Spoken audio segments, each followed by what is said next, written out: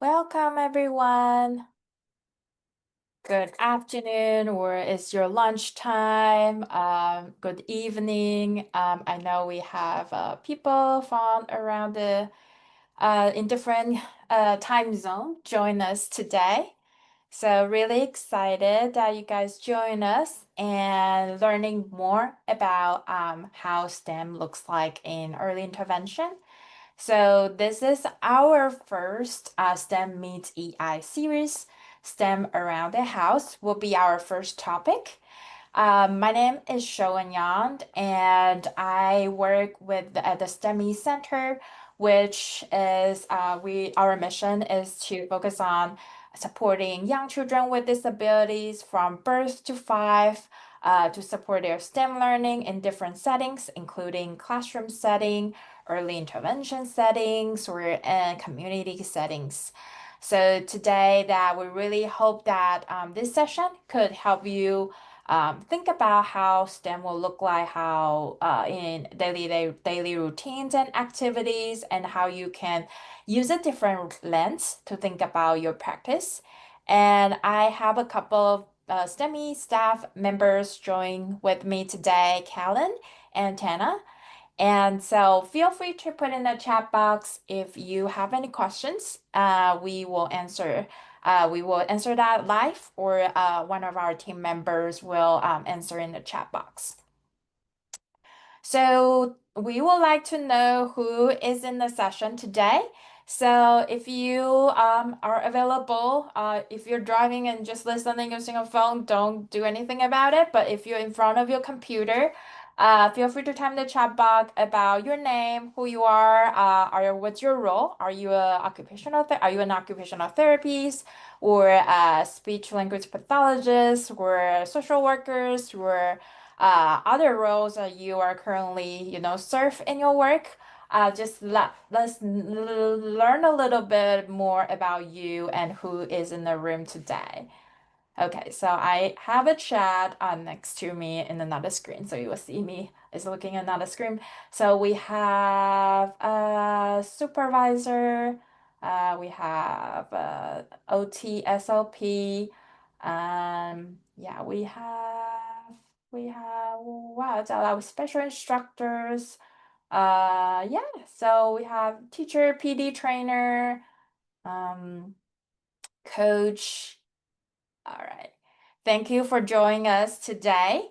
Wow, I'm so excited. There's a lot of related service provider, EI providers join us, a lot of speech and language pathologists, and I also see a couple of occupational therapists. So we hope that this series will help you learn different ways to think about STEM learning, or think about children's developmental learning, and how you can incorporate in this practice. All right, thank you everyone. So before we start that, I would like to have a couple of house cleaning items. So the CEU, in our flyer, we talk about that we will receive a CEU after attending the session. So the CEU, if you're attending session live, you will get a CEU after you complete the evaluation. So there should be an evaluation link pop up after the meeting ends.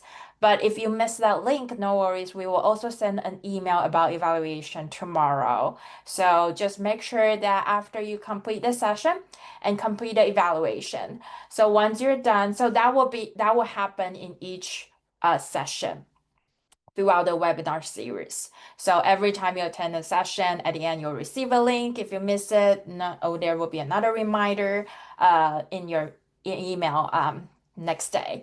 So in terms of a CEU application, so once all the session has been complete, series is finished, will be finished in September, and you will receive a request form about CEU. So you will enter your information. So the CEU information will be available for you to complete in September. And if you encounter any issues or have any questions, you can put in a chat or directly message Kellen through the Zoom chat. There's in the chat you should be able to directly contact him.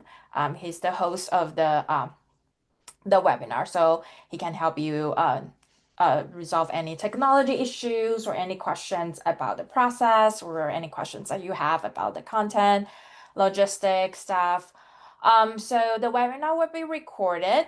And you can, if you are, have to get out to do something or something emergency happened, phone call, that the recording will be recorded, and you can find a recording a week after the session.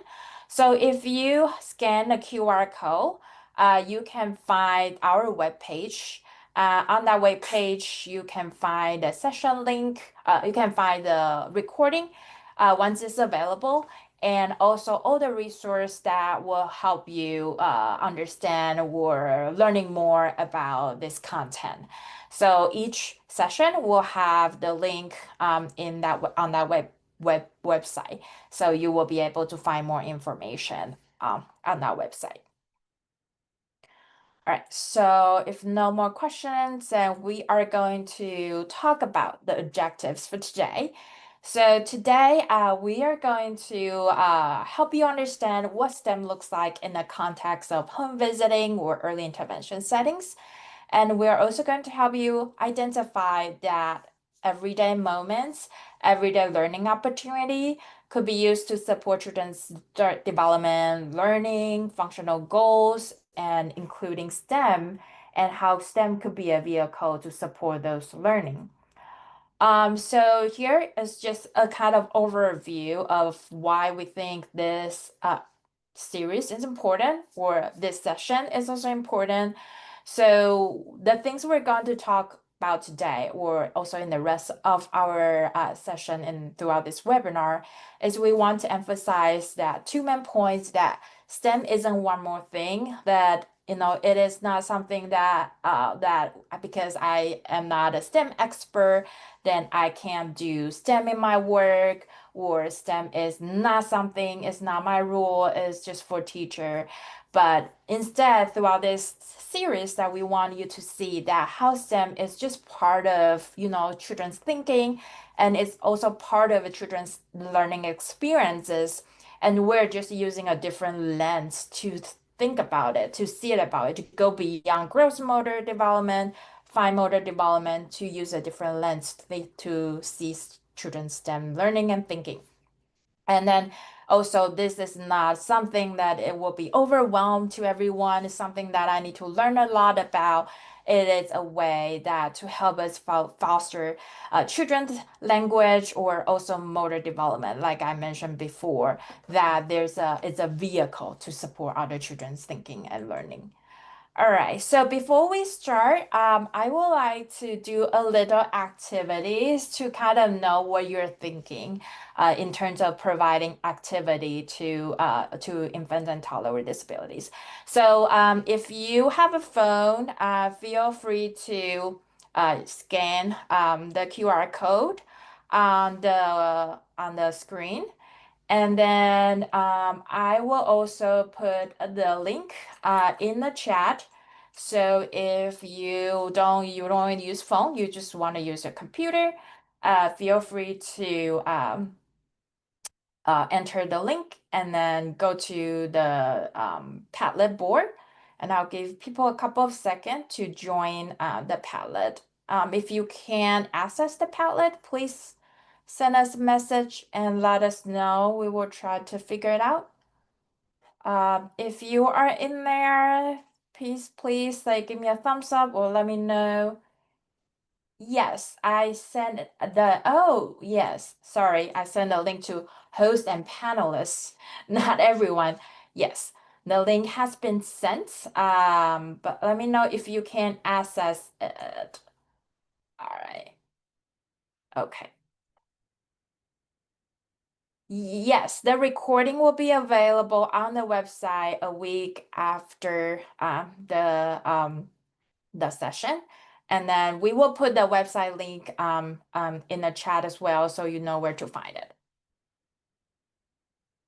All right, so okay, if you're on the palette, I would like you guys to think about these scenarios.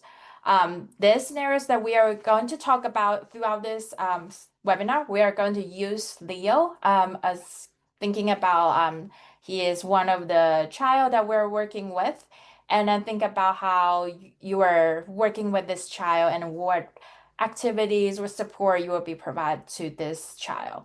So Leo is a curious and active 30-month-old baby, a boy who received early intervention services from OT, PT, SLP, and he enjoys playing with cars, helping with chores like laundry, looking at books, and water play.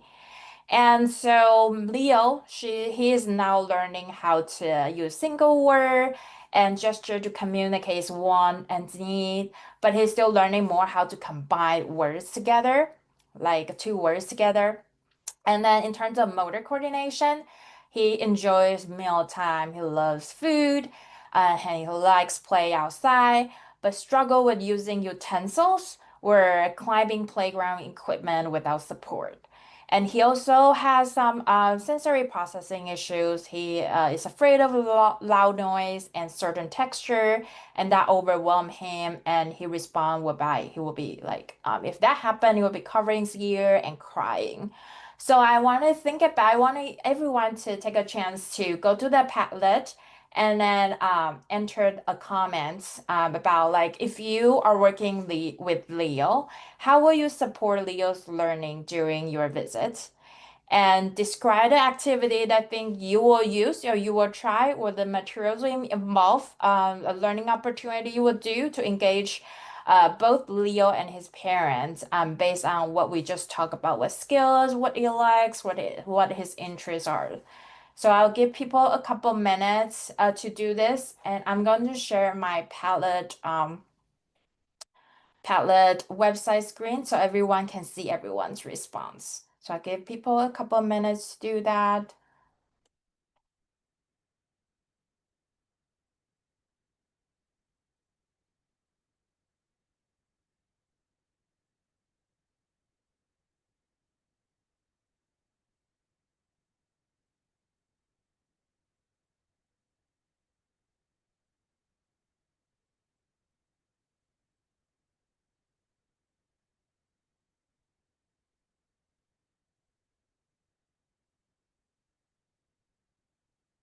So if you see a screen here, you can just there's the scenario, the everything that I just shared is already on the Padlet board here. So you can just click add comment and then to answer your question to think about what kind of things you will provide or you will when if you work with this child, how will you support this child based on the scenario, based on his skills, based on his interest.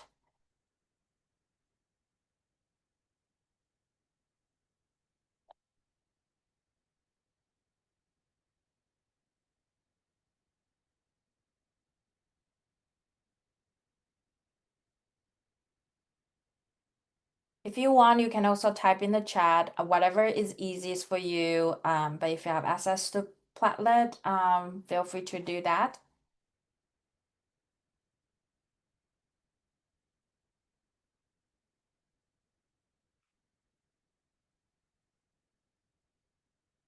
Yes. So the question will be, if you're seeing the screen at the end, how will you support Leo's learning during a home visit?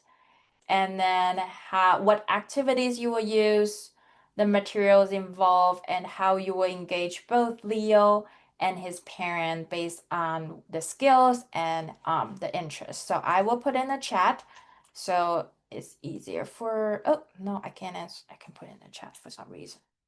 Okay. Yeah, so I have this image up so it'll be easier for everyone to see the questions and then also that the skills that he currently have has.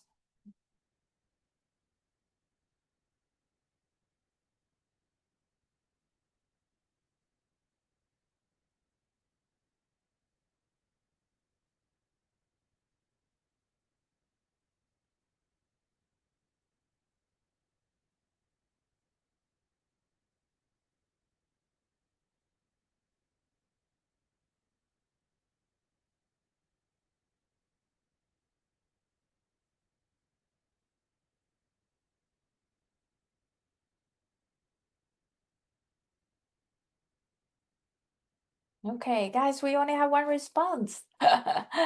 Let's have a couple more. Oh, yay! We got two more. Thank you. All right.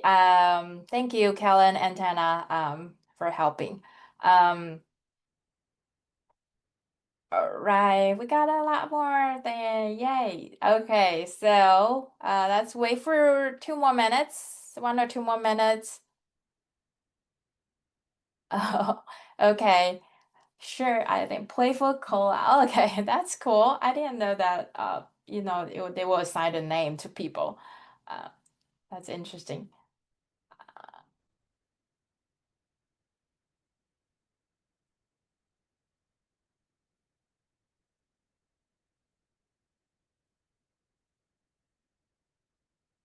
Okay, so if you can see the board here, you can see people's comment on the right side, and I'm going through one by one that we'll see people say we can support Leo through mealtime for sure, that because he loves eating, he loves food.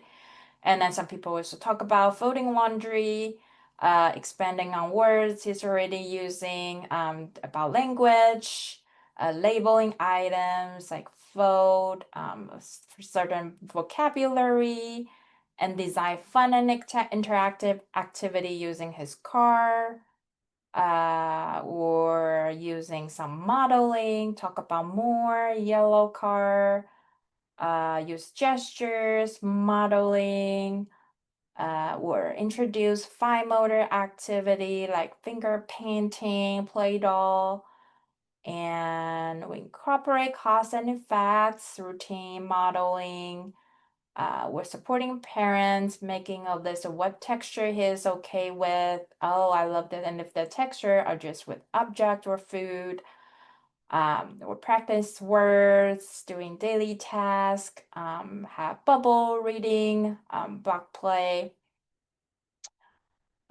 use hand over hand during the meal times, have cars for Leo to play with, water play, encourage Leo to transfer water from one container to another, use different utensil, use blocks, pecks, clay. Okay, so that's a lot of great idea. And then I also saw some in the chat that talk about use sensory macaroni bean. Ooh, that's interesting. And doing to play and using spoon and scoop and transfer and make the noise, it falling into a positive experience. Those are great idea, and I believe everyone has a lot of experience, and this is probably something really common for you that could be, related to one of the child that you're working with. So you all have a lot of different ideas that in terms of how you will support the Leos in, learning and development. So one of the things that I noticed that, I saw some of the materials, activities that people talk about, which is really great, but oftentimes we will also think about like we also notice that the families might not have those materials and then available at their home. Then how will we be able to support children if they don't have those materials available at home? And especially if we're doing a home visit, that's something really important that it's because we are teaching in the EI, the core principle is to build family capacity to support families. So our mission is really wanted to support families in a way that they can just use whatever is available at home to support children's learning. So now we are going to talk about what we're going to do next in our side. Sorry, I'm just trying to share back. Okay. So we talk about on the palette, we saw a lot of great ideas, but like now just follow along with what we just talk about. That families might not have all those materials that we suggest available at home. Then so how we're going to provide those learning opportunities for children and families might not have a lot of materials and resources at home. So one of the approach, some of you might already heard it and might be familiar with, is backlist therapy. So oftentimes that we'll see providers going to children's house, family's house, bring a bag of toys to play with, to provide, some sort of different toys for children to play with.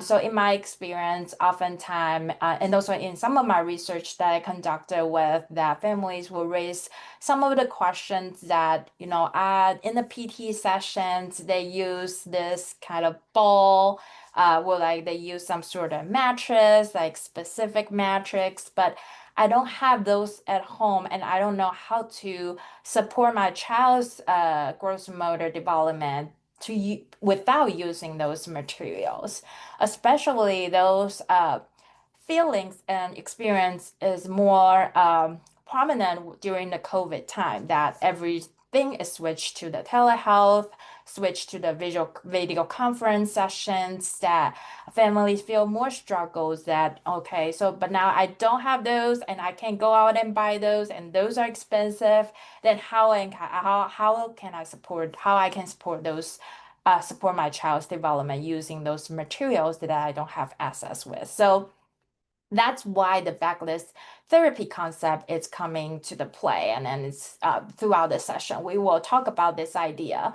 And then so the mission of the backlist therapy is really thinking about without the toy bags that we bring into children's house to the family's house, how we're going to use natural environment, the daily routines. A lot of you talk about using meal time, using the laundry times, and how we can use those learning opportunity that already happen every day.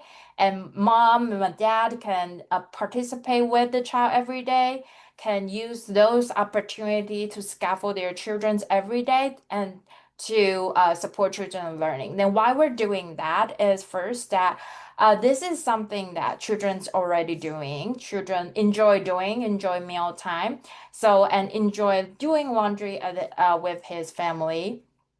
So like what I say, so with this, that family don't feel like the need to purchase something really expensive because uh this is they're already doing something at home every day, and I'm just adding a little bit more strategy and using a different ideas to think about how to support children's motor balance. For example, instead of buying the mattress, maybe could use a pillow we'll use some obstacle course or like blanket to create that uneven surfaces. So and then so we don't so in this case we also following children's lead. We also following their interests, what their interests about. So like an adult, like we are all doing engage well if we're doing something that we are passionate about, we're interested about, right? So like you are attending this webinar because you're passionate about supporting young children with disability. You are interested in supporting young children with disability. So childs like that, they engage better when we are following their lead and they're doing something they're interested in. So without like we are creating an activity and see if they will engage or they will enjoy the activity. And another reason we do that, I already mentioned that it could be some strategies that children can the families can adapt. So one of my work that I work with the families that we talk about prompting, while the prompting is happen during the outdoor play in the family routine, but families also talk about while they're learning about the prompting strategy, they can actually generalize to a different routine and activity while they're cooking together, while they're cracking an egg. And she learned about how to make the verbal prompts and then also think about how to provide more specific and positive feedback to the child instead of just doing good job, just saying good job, good work. And so that's another reason that the importance of supporting children's learning during daily routines, and also build families' confidence and competence in doing so. So, like the example I share with you in my work, that the families, that one day I was talking to her and she said, like, I was so surprised that I can do that, that without your support, without your coaching, that it just happened to me when I was, we were cracking an egg together to make a pancake. And all of a sudden, I start saying this without I even notice that it's just like something really come natural to me. So that's why we wanted to really thinking about without all the toys that we bring to the house, how we can use what's available at home to support family and to support children. All right. So, and I also wanted to expand a little bit about what we talk about. What do we mean by spontaneously occurring activity and adult created activities? So, in adult created activities that we might think about when we go into the session. We must think about what the therapy session will look like, what the activities I'm going to provide to the child. I might provide a drawing activity to a child. I might provide um, another like the sensory balls that is in my car that I will let the child try to see if that works. But the reality is children often learn best, which I already talked about, in the during the activities they choose and enjoy doing. And so, and another things that about adult created activities too is also a summarize of what we talk about, what I talked about earlier is that we also think about child needs special toys or materials that mom need to go out to buy something so child can make success and make progress. But in reality is that the item is at home, even a spatula or pot, that for cooking and or anything is available at a child's home, and we can use that to support children's learning.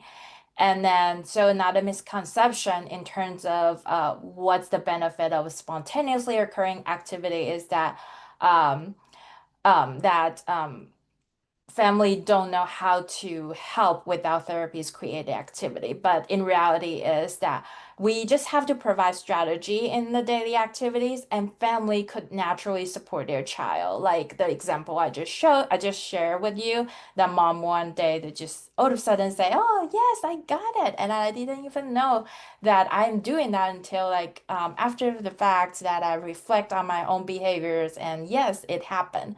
So that's kind of a little background and information to share with you why we think this having a spontaneously occurring activity, especially using daily routine and activity, is important. So the next one, we are going to provide a couple of video and also a couple of scenarios to help you think about routines and activities in a different way. So some of you from the Padlet response, I can see that a lot of you already have an experience of supporting children's learning and development in the routine and activity. So on the left side of the picture, that during the meal time we could teach child how to feed themselves independently. We could teach child how to swallow, get used to different texture. We can use the meal time for language. And then on the right side, you can see bath time will also be a good opportunity for motor control, for sensory processing, and then also for a lot of motor learning, fine motor learning opportunity too. So now I'm going to show you this video, which is a little boy and then a mom going on an outdoor hike. Then I want to ask you to pay attention about like what this child is doing and then what the mom is doing to support this child's learning. So I'm going to play the video and then we're going to see what do you think about this video and everyone can share in the chat.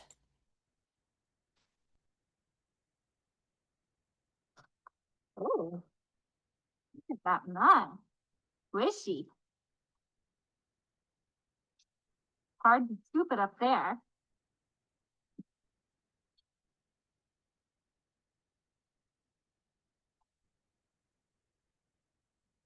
Water. You splashed in that water. And squish in the mud. You made it squish?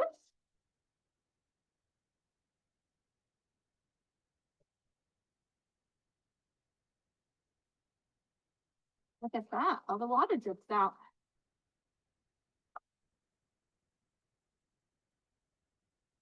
Careful. Mix it in. Another scoop.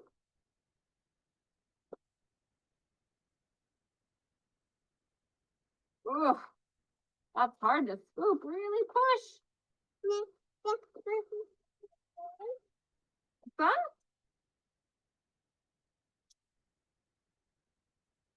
Wow. Oh, good one. Kerplunk.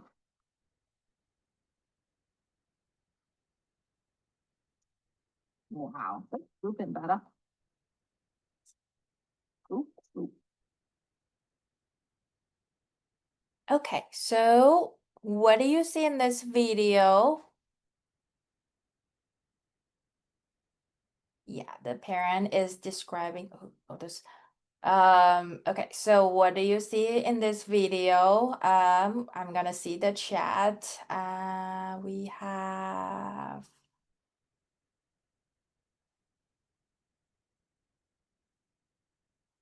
okay, so the parent is describing action as the child is exploring, and then what the child is learning from this video. We saw the sensory, and then the digging. We saw mom is modeling language. Yes, mom doing a really great job to connect a child's learning experience with with their action.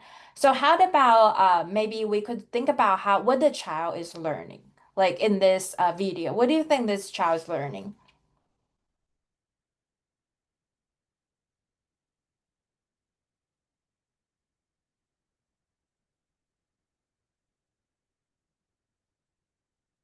Yeah, she's learning language because mom is doing a lot of modeling language and then using a different term like the texture term and then also the action words. Okay, so and then I thought someone say cause and effect, which is true that the cause and effect, which is something that you might already know, which is a foundation concept of STEM learning. So it's not something like extra. It's just something that it's part of the children's learning. They learn, oh, scoop, things will come out, and where I step on it, it will make a squishy sound. Um, Yes, and he's learning how to connect action words with his play, and he's learning how to scoop, and he knows if he scoops, something will happen. He stepped on the mud, and it has a different texture. And that's also part of fundamental STEM learning too, especially for the infants and toddler. That this is one thing that you can think about. Okay, child is learning a different texture, which is part of a STEM learning, exploring, and but it's also a great way, like everyone is talking about, it's a great way to learn about vocabulary, learn about language, scaffold language, because how adult is supporting that learning, supporting that language development throughout this experience. And then also I saw Tammy was talking about moving the spoon in the water and in the mud. So this child is experiencing different way of playing with the spoon that, what does it feel like when it move the spoon in the water and in the mud. So that could be another way to foster language development, but also is a great way to help them to understand that or experiment that two different, STEM concept. That how does it feel like? It's a hard, it's a runny, it's a soft. Yeah. and then a lot of squatting and standing opportunity, right? So from this video, like the point I want to show this video, and I really like this video, is this is a lot of great opportunity happen in just one outdoor play when this child is going outside with the mom. A lot of gross motor opportunity, fine motor opportunity, and also language opportunities. And STEM is just part of it that we can use and we can see and we can scaffold along with other learning opportunity. It's not something that we think, oh, I have to know what the force and motion is about. I have to learn about what sink and flow is about. I have to specifically design an activity about sink and flow or about gravity to help children understand all those things. So yeah, so the point of this video is just to show you it's just something happen. It's just a baby children are natural scientists. Whatever they're doing, exploring the environment is just part of their STEM learning experience. All right. So one of the misconceptions that often heard from early intervention providers is that, oh, my job is just to focus on children's, IFSP, functional goals. I focus on language, I focus on motor development, I focus on sensory processing, integration. Then I don't really do STEM. So how would that look like? So how can I do this? And I don't know how to do this. So we are going to show you another video. So in this video, I really like it because it kind of break it down of children's action and how children's action is connecting to children's thinking and also STEM thinking. So I want you to watch this child that he's eating a meal during the meal time and how mealtime actually have a lot of STEM learning opportunities within it. So after I'm going to show you this video, then I'm going to ask you questions about what kind of STEM learning opportunities did you see in this video? Okay, so I am going to play this video. In this short video clip, 1-year-old Ben is sitting in his high chair for a meal. His milk spills, and his mother asks, she also signs, "Do you want more?" She skillfully waits and watches as he processes her question and then comes to his own answer. So as you watch this video, you'll see him processing, "Do you want more?" Thinking through what is that question asking. His spilled milk is on his tray, and he seems to be thinking through, well, I have milk. He runs his fingers through it. He sees the milk on his fingers. He may be thinking, I have milk, but how am I going to get it in my mouth? He reaches for his tool, his cup, and it looks like he's thinking, something along the lines of, this is usually where I have my milk. But when he looks in it, you see him sort of processing through that maybe it looks different inside now. It's mostly cup. There's not milk in it. The milk is spilled onto the tray. So in order to sort of figure out what that's all about, this more cup than milk look, he sticks his hand in and tries to get a better understanding of that space in there that usually has milk in it, but doesn't now. It's big enough to fit his hand.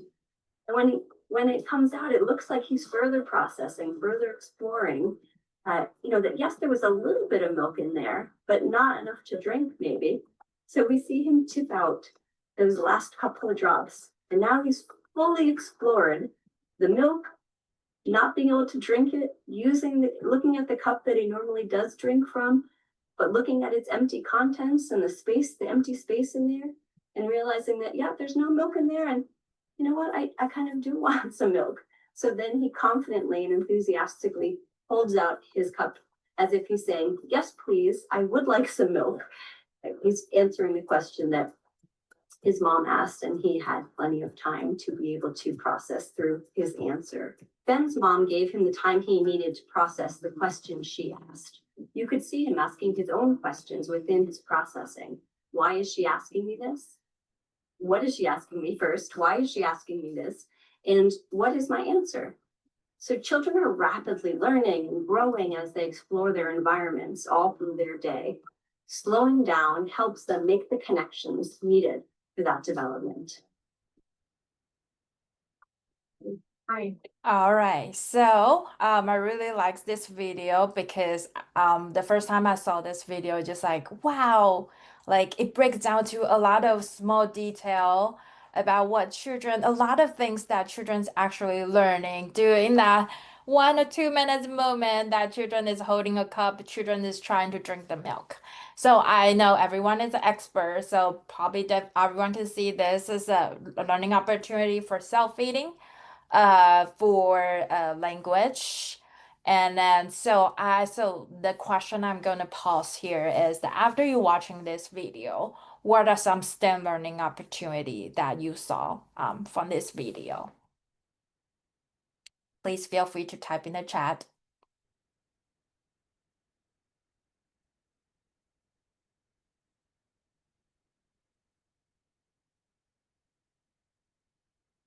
Great, Mariana. Yes, use tool, knowing that, manipulating spoon, knowing the function of the spoon, and then also knowing about, the ball, what's the function of the cup, and then trying to understand that how to drink and how to drink from a cup, how to use a spoon to eat, which is part of the problem solving. And then, so problem solving, as everyone could know, that is also a fundamental principles of a STEM learning. And then user property. And then, so it's a fundamental principles of a STEM learning when you need to know, like, okay, this is how to use it and how am I going to use it. And then the cause and effect for sure. What else that do you think that the children's STEM learning is happening in this video?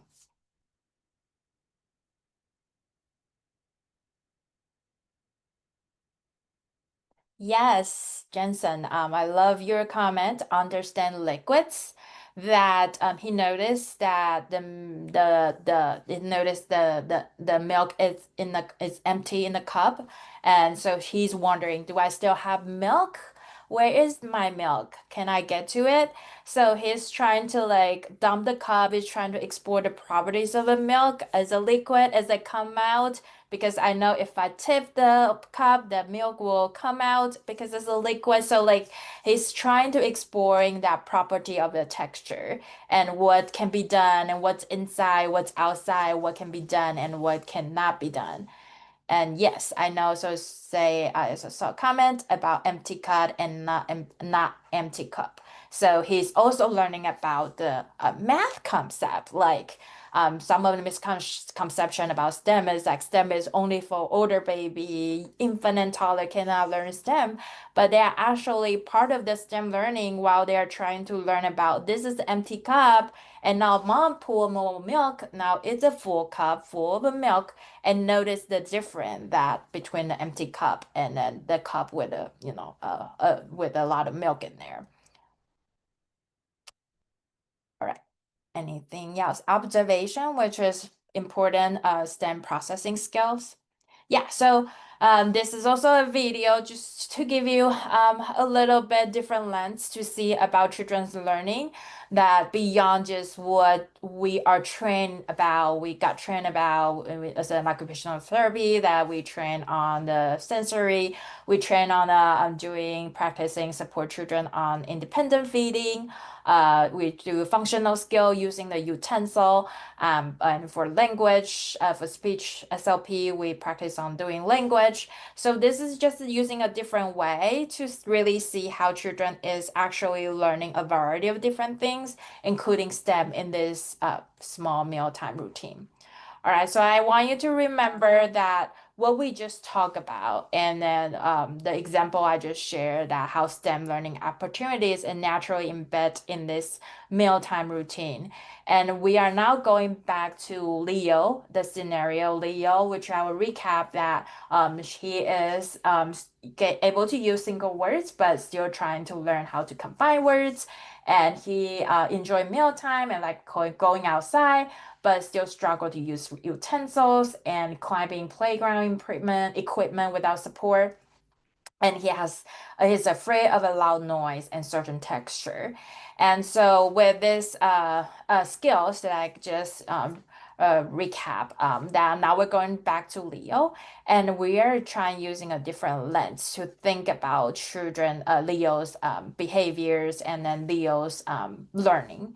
So in this scenario, now Leo is learning to use a spoon during the meal. When he's given the spoon, he often dropped it right away and doesn't try to bring it to his mouth.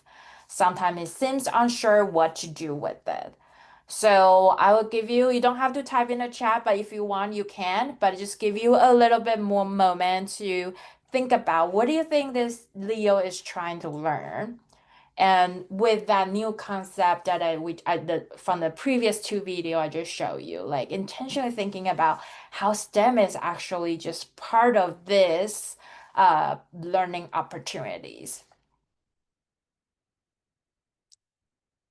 So when we see this scenario that, from I'm also an occupational therapist, like from my first instinction is that, okay, so now we need to teach Leo, we need to teach Leo how to use the utensil, right?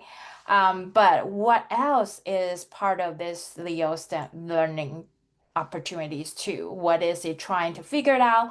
What is trying to learn? So for sure that, yeah, I talk about we're still teaching him how to use the utensil. So we might think about he is still learning how to hold and grab the spoon without dropping it.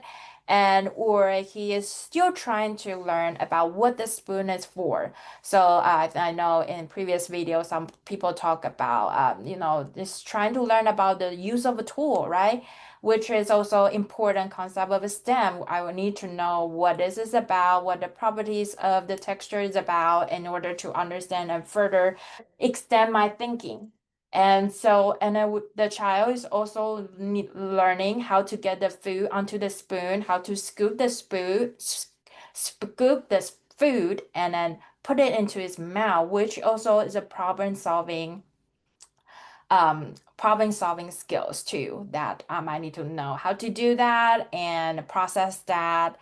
And also what happened if, I move the spoon in a different way. So in the infant and toddler children, you might notice that they like to drop the spoon to the floor. They love to repeat doing that. So it's also part of the STEM learning. They're trying to figure it out. What happened if I do it again, repeat again, which is also an important concept of computational thinking. So I know I drop a lot of words and a lot of things that say, what? That's computational thinking, but no worries about it. This is just the first webinar, and in a future webinar, we will get into detail about what those are, and you will know a little bit more about, whoa, will baby really able to learn computational thinking? I also say the page, I also saw you a comment about the weight and size, yes, and the feel of a spoon and different spoon too. Yes, they can learn about heavy spoon, a big spoon, a small spoon. They also learn about different way of using it, perhaps not just spoon, and also use a fork and how to use it differently. Spoon might have to scoop, and fork you have to use in a different way. So that's also part of the STEM thinking too. How do I figure it out that, okay, spoon is for scooping and fork is a different way of using it? Yeah, Leo is learning problem solving skill. So now we are going to let you practice about the way I just shared with you using a different lens, stepping out of our comfort zone of gross motor, fine motor, cognition, and also like sensory to think about in this scenario that how STEM learning is also part of children's thinking and learning too. So this is about more Leo scenarios. Now, outdoor play. During outdoor play time at the park, Leo is standing near the small climbing structure. He reached toward the step and say up, but doesn't attempt to climb on his own. When another child starts screaming nearby, Leo covers his ear and looks upset. So from my provider's lens, when I first saw this scenario, I would only see Like if before I know about STEM, I'll probably just only see, oh, the child it doesn't know how to climb up the structure. The child has some sensory issue, afraid of that. But I want to set up a comfort zone and thinking about this in a different way. So what do you think Leo is trying to figure it out and trying to learn from this scenario? So I won't give you answer. I will give you a couple of minutes, a couple of seconds or minutes to think about and put in the chat, and we will come back and talk about it.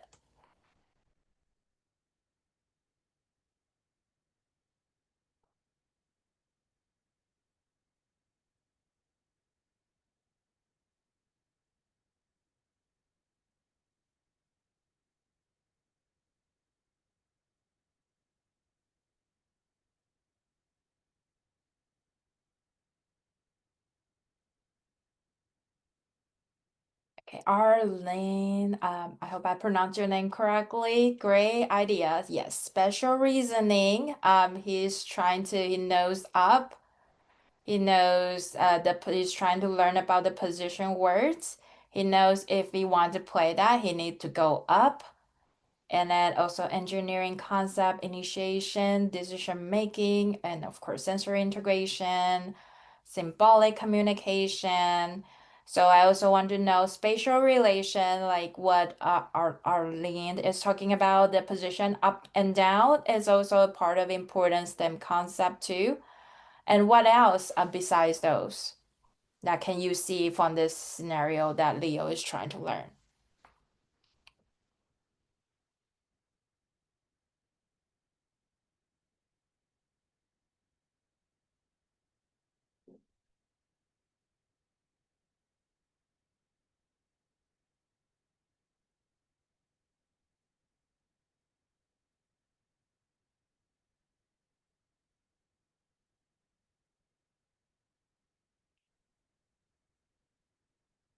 Yeah, up really mean, which is a spatial relation concept.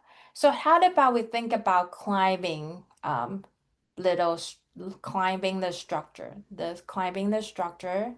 He want to climb, yeah, but doesn't. He could be thinking about his capability and the safety of the action. Great thinking. So follow that train of a thought. He's still learned thinking about, okay, this is small climbing structure. I want to go on top of it. But what do I need to do first? What do I need to do next?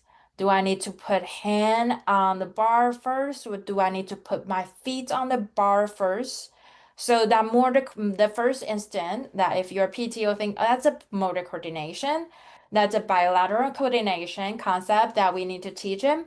But it could also be sequencing concept, which is an important concept of, yes, Lauren, like what you say, you speak in my mind. Yes, that's also important concept of computational thinking, that which one I need to go first will be safer for me, right?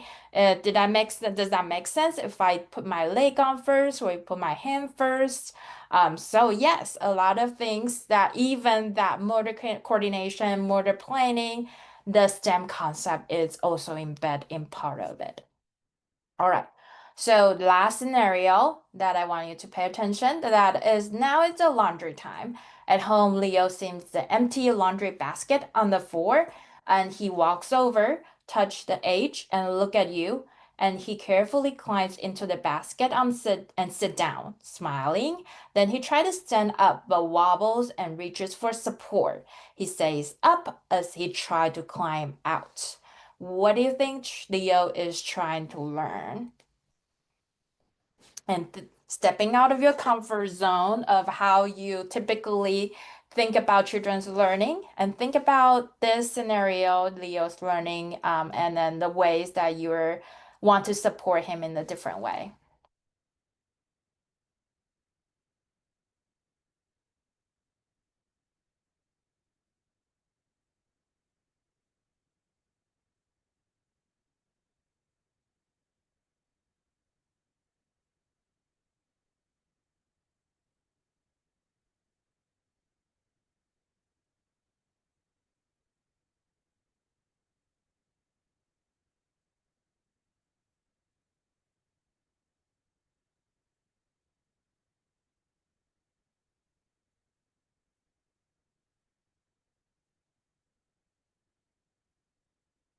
So similar to what he's doing at the playground, he's learning the spatial concept words up, right? And then, yes, the cause and effect is also part of it. Like he's wondering, like, what happened if the basket tips, if it's because I moved too far, was I moved to the other side? And what else? The motor planning is also similar to what we just talked about, climbing up the structure. That the motor planning, how it related to sequencing, that I want to climb out of the laundry basket. And how do I do that? Do I put my hands on the edge first, or do I put hands on mommy? And do I need to lift my right leg first or left leg first? So that part is also important thinking from the child to think about sequencing. What should I do first? And how could I get out safely? That what's the process look like? Trying to figure it out in his head, trying to do some problem solving. Yes. Yeah, thinking about how his body position caused him to wobble. That's a good one too. That that little thinking, some people would think, oh, child just moving, not thinking, but even with that little thinking and trying to balance, that if he's wobbling, he's trying to fall, he will try to, think about the ways that he will keep himself safe. Yeah.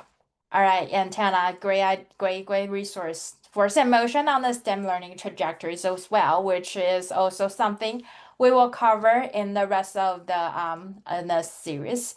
So today is really kind of just introduction of the whole series. So some of you may feel like I already know everything, but no worries, will progressively move into more details and help you to really think about how STEM is just part of my work, it's not extra things. And when we talk about STEM, that it's not just we're not turning into the teacher, we are not STEM teacher, we're not thinking about how do I design a STEM activity for child. It's actually just thinking about everyday moments in a different way. So like all the example I shared about the motor planning is actually STEM is part of in that motor planning process. Children doing things during the mealtime, doing laundry time, drinking milk, trying to figure it out empty or full is part of the math concept. So this particular session is just help you to see STEM is part of the everyday learning activity, learning opportunity. It's not an extra things that you have to think about in your practice. So in the future session that we will talk more about how do we really implement that STEM, using that STEM as a vehicle to connect with, children's language development, motor development, and other areas of learning. All right, so I know we only have 5 minutes, so I'm gonna pause here and see if you have any questions. And I also want everyone, if you can, to kind of just share what one thing you learned today that helped you to see your work differently, and what are some one small change that you could try before your next session in 2 weeks.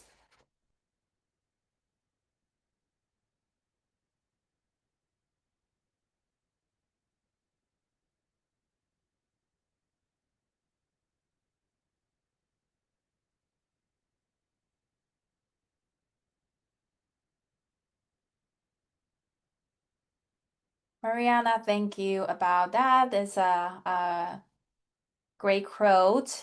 Yes. Yes. I am not a strong science person too. I have a bad score the physical science that I hate physical science. So like sometimes you talk about STEM is just really hard. In my first in before I joined the STEM team, it was like, oh, I don't know about the physics stuff. Would I be able to do this? But actually, no. Especially with infinite toddler, everything they're doing, everything they're learning, it's part of the STEM. Yes. Looking at the development and activities in a different way. And yes, in a couple of session, in next session, we will talk about STEM thinking in more detail. So today, just some of you might feel a little bit confused, like, what does that mean? Computational thinking, what does that mean? And so, yeah, next session, we will dive into details about all those things. Yes. Kids are natural STEM learners and will work on assisting children and families in problem solving. Yeah.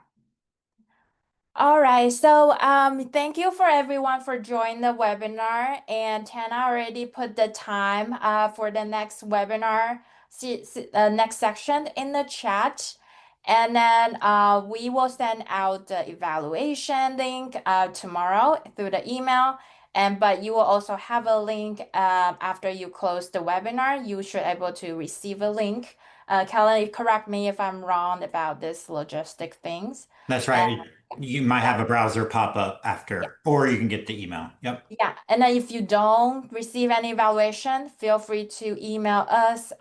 Kellen will be the main contact for that person. You should have his email, as a host, who send out the meeting invitation. Thank you, and we hope to see you in the next session.